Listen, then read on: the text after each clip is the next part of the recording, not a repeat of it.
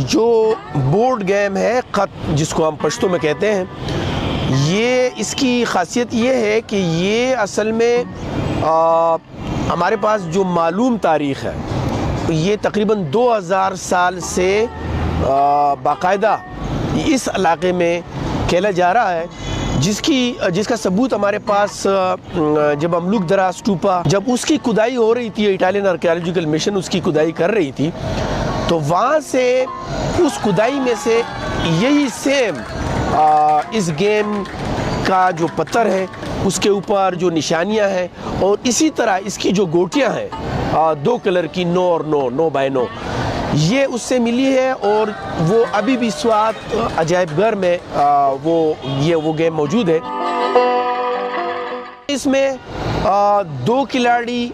मुखालिफिन या 4 खिलाड़ी हिस्सा ले सकते हैं। खत गेम में ये होता है कि इसमें चौकोर 3-3 लाइन्स होती हैं, और इसी तरह इसमें 9 एक कलर की जो गोटियां, जो अमूमन पत्थर से लोग अपने माहौल में ढूंढ के पत्थर से, एक कलर के पत्थर के 9 गोटियां और दूसरे कलर की जो उससे मुख्तलिफ हो, उसके वहाँ पे ढूंढ के लोग और किसी पत्थर पर, किसी बोर्ड पर, किसी भी चीज़ पर ये खुद लोग बनाते हैं और खेलते हैं। 41-42 साल मेरी ज़िंदगी है, और मैंने अपनी ज़िंदगी में